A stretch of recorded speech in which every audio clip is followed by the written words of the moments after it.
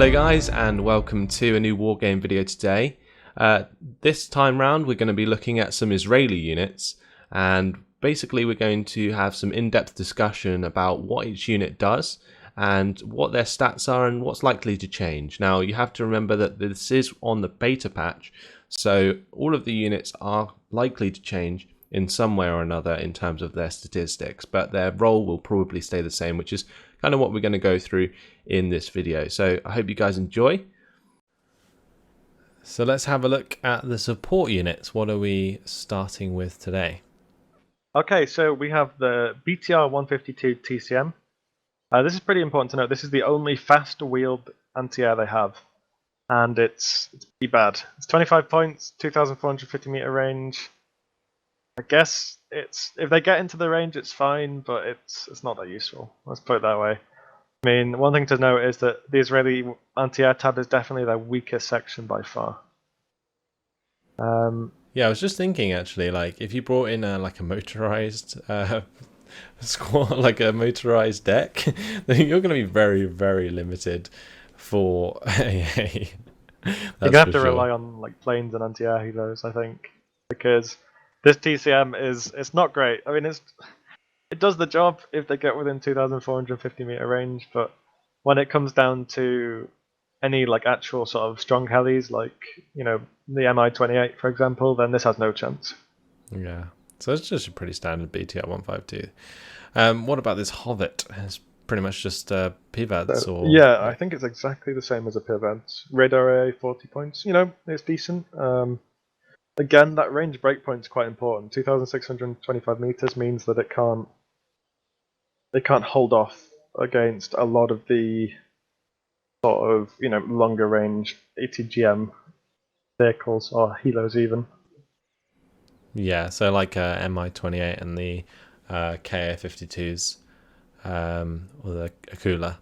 Yeah, that can fire out of range of these Hovets, which can be irritating. Also, the Ka-52 recon helicopter with the seed missiles can just wreck these from a distance. So yeah, you got to be really careful. Something that you might have to micro against these long range helicopters, and maybe keep them sort of hidden. But they can be actually pretty useful for supporting against infantry, because they are only 40 points. The 1,050 meter range against ground isn't that good, but it keeps them just outside of range of like the 875 meter RPGs. So it can be used for that role. That's true. Yeah, I'd personally say you should use like the TCMs maybe if you're going to use them for that. But yeah, it's okay. I mean, really the only real star of this AA tab though is the Machbet or the Machbet, I guess. And this is their only, apart from their Hawk clone later on, the only unit that can reach out to 2,800 meters with the gun. And it's just got the Vulcan cannon. But what it also has is these stingers. And what's really interesting is they have a stabilizer as well. So this is kind of like a mechanized version of the what's the American Humvee with the stingers on? The Avenger. The Avenger, that's the one. Yeah, it's like a sort of weird Avenger with a long-range Vulcan. So, I mean, this is really the only. I'd say this is the one good piece of AA they have, but it is radar. So, again, it's very susceptible to seed and Ka-52s. You have to make sure that you're microing this to make sure, like, to get it to be used properly. Because, like you said, it's susceptible to seed, so much so, and honestly, you don't get too many of them. You get 7 of them. It's okay on a standard deck. Yeah, it's not that great, and you only get 1 card as well. It would be nice if you could get 2 cards of these. It would be like a. Do you think that'd be like a reasonable buff to the AA of Israel? I know it's like AA is supposed to be the weakness of Israel, but honestly, it is pretty damn terrible right now, and it can be picked on and exploited quite a lot. I think the big thing about Israel is it's almost impossible, I'd say, to play Israel as a motorized nation, because you just have no AA. You have like the TCMs, and I think you do get the Drakon as well, actually, but you don't get like you don't get this. You don't get the. Oh no, you do. You do get the Shanav. Well, it's not great because you don't get the Machbet. Let's put it that way. It's probably the only standout AA piece they have. Yeah. So yeah, great. I really love this unit. I think it's one of my favorite units in the new Israel thing. I honestly think that probably the Americans should get it, but there we go. Let's move on to the Drakon. It's pretty much just a chaparral, isn't it? The cheapest chaparral you it's can a get. chaparral.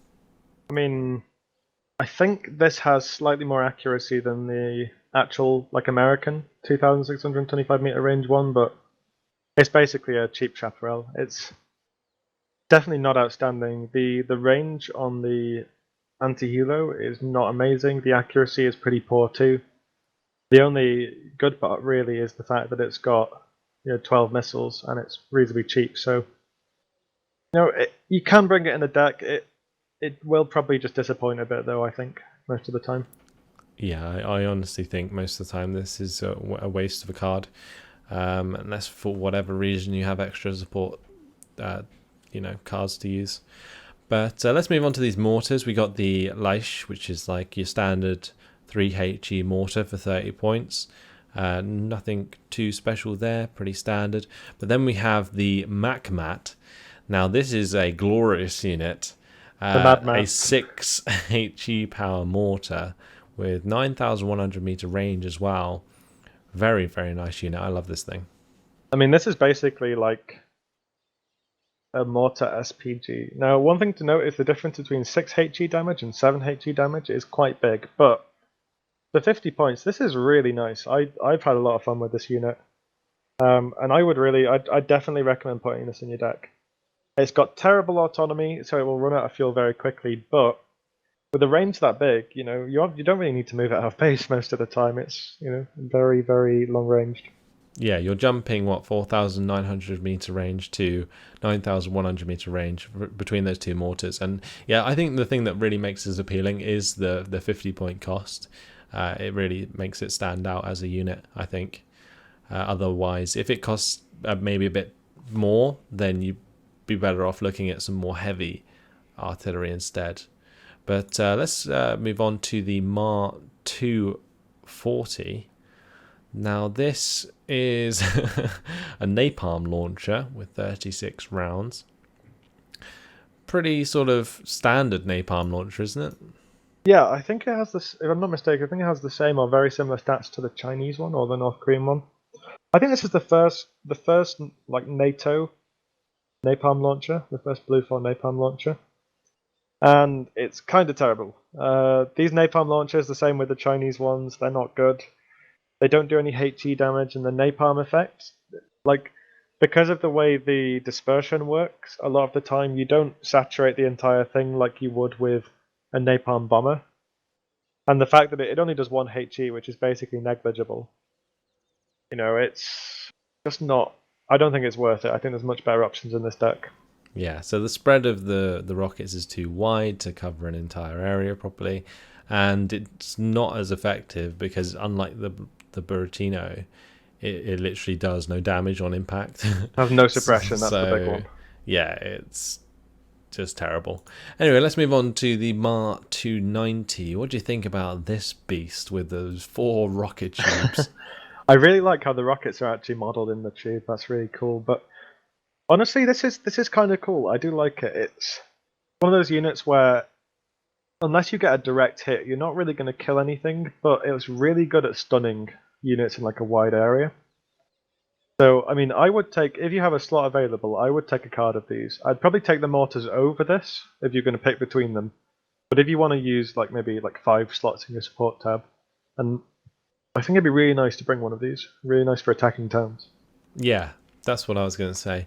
It's definitely great for suppressing enemies when you're going to attack into them, like for instance towards a town, maybe towards a forest. It can stun basically everything that it lands nearby, so it's very good for that sort of suppression effect, a lot like what a Buratino would be used for. So that's what this unit's really great for, but otherwise in general damage wise it doesn't actually do too much. What about the La 160? Now this is cluster munition artillery with 36 rounds. I think this kind of just sucks because of the dispersion again and the fact it only has 4 AP power. Yeah, it's very, very feeble when it comes to the AP. So, I mean, I'm sure you'll be able to hit a lot of things with the wide area, but there's nothing really that you're going to kill with it, because even something with 1 top armor, you're still going to take, like, what, 3 hits to kill it? Yeah. So it's honestly, it's a little useless. For 100 points especially, it's, just not great. It's just not great.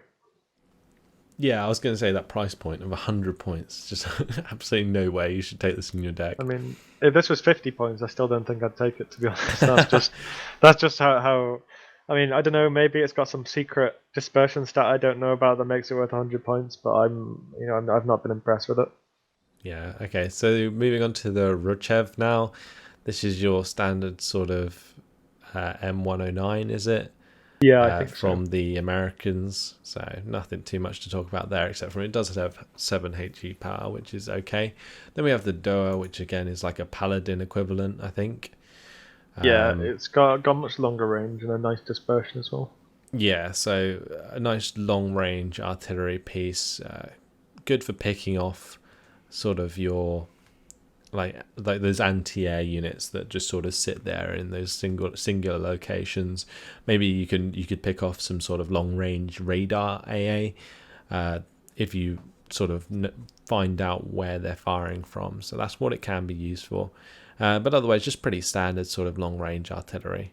Then we got the Romach ERFB, which is again your standard howitzers, and the Cardom, just 9 and 10 HE power respectively.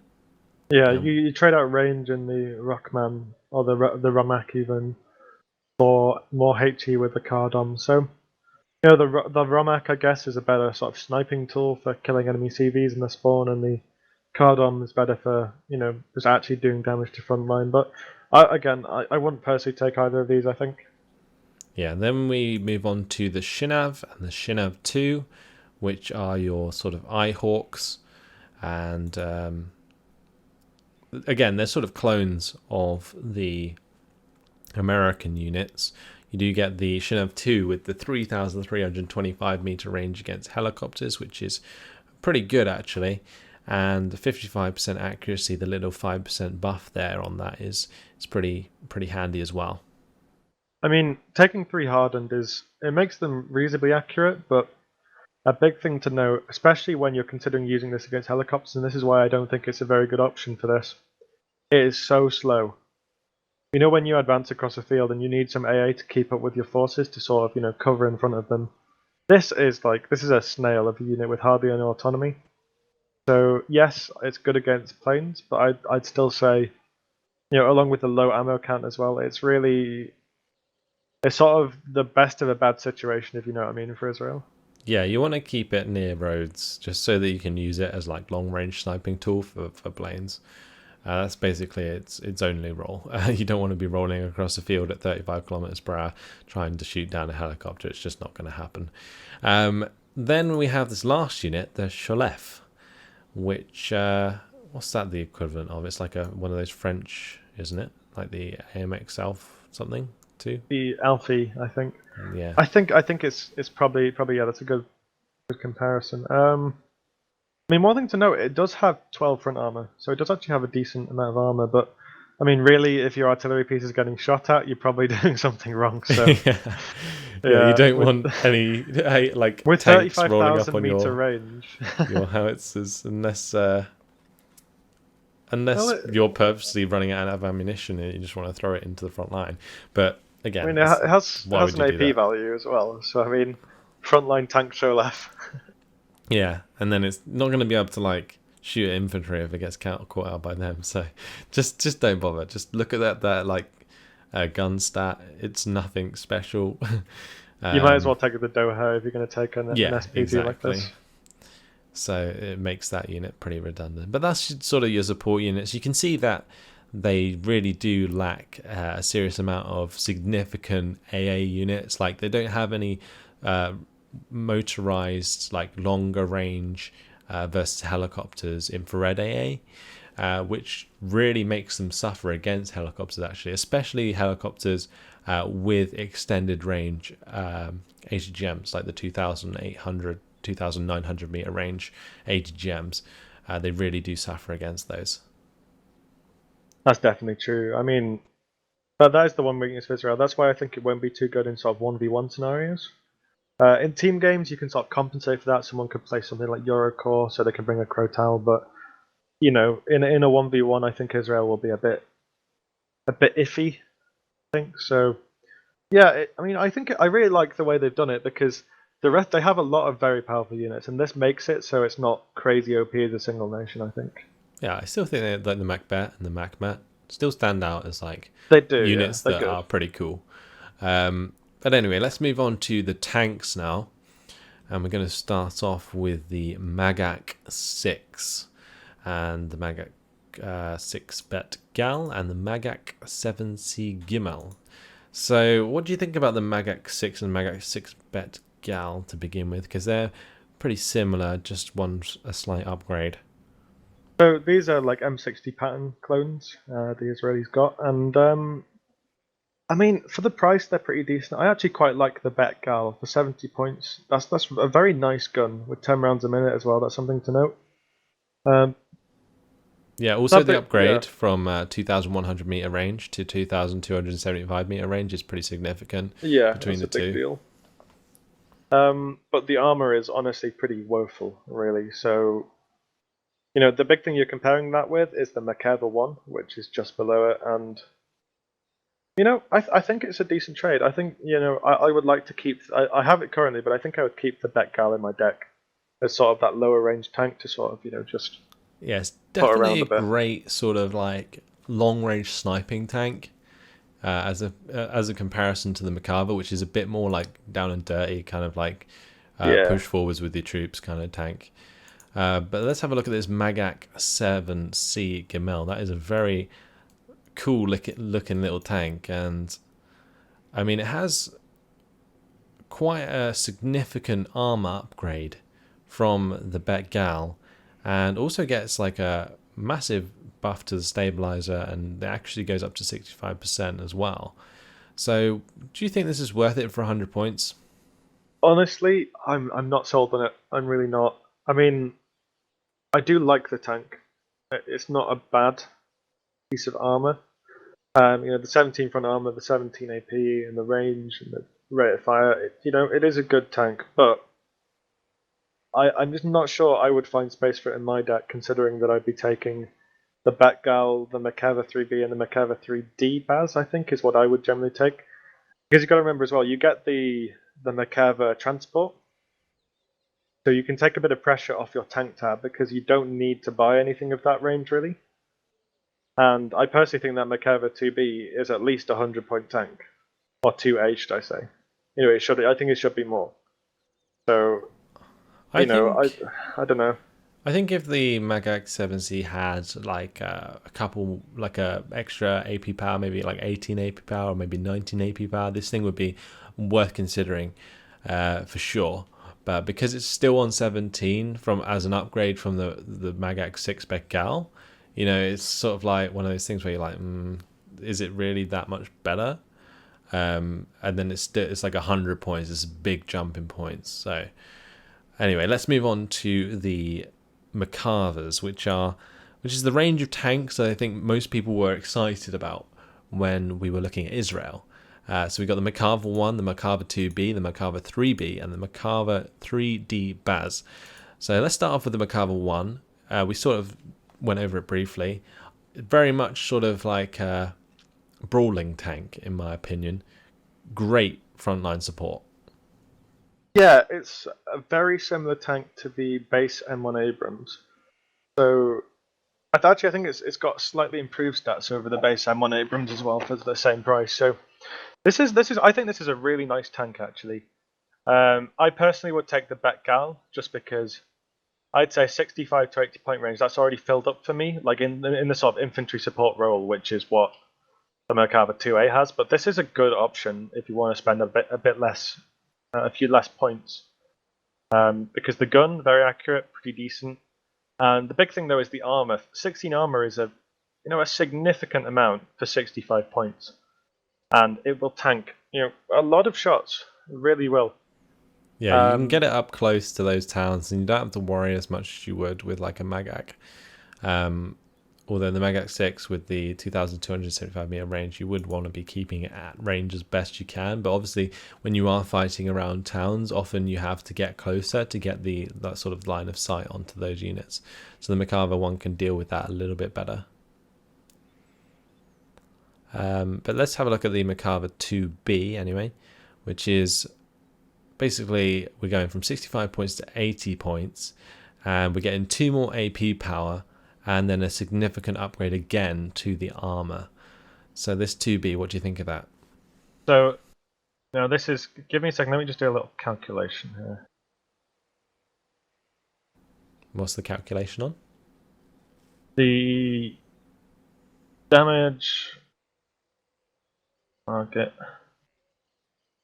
Yeah, okay, so 18 front armor, I believe, can't be one-shot by a 30 AP missile. So that's a nice breakpoint. I think it might be... Is it 6? Sorry, let me just work this out, because this is quite important, I think. So you're just going over the damage formula for AP power.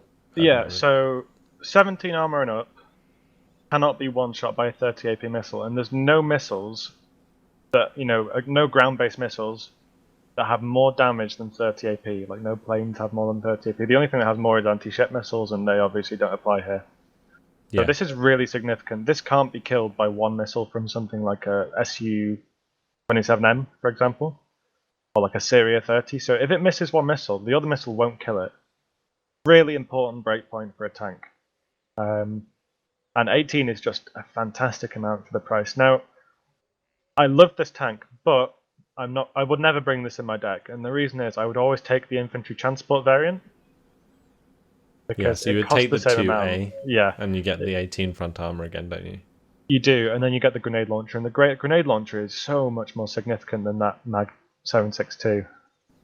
Yeah, I think if maybe in the tank tab they had the 2B with with the grenade launcher, that would be fucking awesome. But then it would be very OP and everyone would take it. So yeah, I doubt they're going to make that change, and they're probably just going to keep it like that for now. Maybe they'll reduce the price to make people buy it, but I think for now they'll probably just leave it as is. It seems pretty balanced. Definitely true. They'll probably just increase the price of the infantry variant to make it less appealing. I think you probably should do. That's probably the best way to sort of make it a little less silly, I guess. Yeah. I'll move on to the 3B. 3B, yeah. It looks really nice. It's a really nice looking tank. With the riveted armor. Yeah. Now this is really nice. This is super heavy class. It's very much bordering on super heavy. 21 front armor is a fantastic amount. 20 AP is a great gun, but the big thing is this has a grenade launcher as well, and that means that if this gets in a fight with an enemy tank inside of a forest or like a close range environment, it's going to win almost every time because the grenade launcher stuns and damages the morale of the tank that it's fighting. So this is one of those tanks where at max range it will lose out to like a true super heavy like a Pounder 2 or like a BU or something like that. But if this fights an enemy tank, an enemy super heavy at close range, this could really win because of the damage of that grenade launcher. That's just how strong that grenade launcher is against vehicles. Yeah, and you got to remember it has 80 suppression and it has a rate of fire of 137 rounds per minute. So like that 80 suppression is hitting like so so often that the enemy tank is just getting a panic so quickly. It's ridiculous. And then that's not to mention that, remember we said that the 2A was like a BMPT on crack cocaine? This is like a BMPT that's just gone into a hospital and stolen all the opiates they have in there because like it has 21 front armor. I mean, obviously it costs a lot, you have to be careful with it, but if you can kind of like secure the flank of the tank so it won't get flanked, so only the front armor is facing enemy infantry, you can go in and you can take shots from pretty much any enemy infantry squad, laugh them off, fire the grenade launcher and just demolish the squad. Yeah, This thing is fantastic. That's what I found is amazing about this unit, is just how effective it can be against infantry because of that front armor stat. It's just beautiful. It can take so many hits, and you can just keep pounding that infantry with the 10 rounds per minute gun and the grenade launcher. It's just so good. Anyway, let's have a look at this Merkava 3D Baz, which is the super heaviest tank in the game, and it is so good. So what makes it so good, Val? Well, for a start, it looks incredibly sexy, and I think no one could deny that. It's a really nice looking tank. But this is a brilliant tank with a brilliant gun, brilliant armor, and a great ATGM. So let's talk about the armor first. It did originally have 24. I'm glad they changed it to 22 because 24 is way too high. But 22 front armor, nothing to scoff at, same as the M1A2. Very, very good amount of armor. And then the gun, 23 AP. Now, you might say, oh, but Val, the M1A2 gun for the same price has 24 AP. But this gun has one round a minute. And it has an plus. increase in accuracy and stabilizer as well. That may be, but with an extra round a minute, the round a minute is worth it. Always worth it.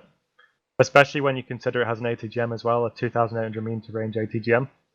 So this will be firing and doing suppression damage, like morale damage to enemy tanks, before they get into gun range. And then when they go into gun range, it's going to be hit by a faster firing gun with a really impressive AP amount. Yeah, what I just love about this tank is the fact that you can, a lot like the Russian tanks, is do the ATGM switching, so you can fire the ATGM at the same time as the main gun. If you just turn it off and let the ATGM fire and then turn the main gun back on. That's honestly what I really love about this tank in comparison to other Blue 4 tanks, and just the fact that it has that ATGM enabling it to do that for the same sort of price as other super heavies is just insane. Like, that's like such a big buff that you almost it makes you think that it should be like 190 points almost, because of that HGM capability just added on. But then again, in the past, like with other units, the HGM honestly hasn't increased the price much of particular units. It depends how good you are really with microing that in order to make it most effective.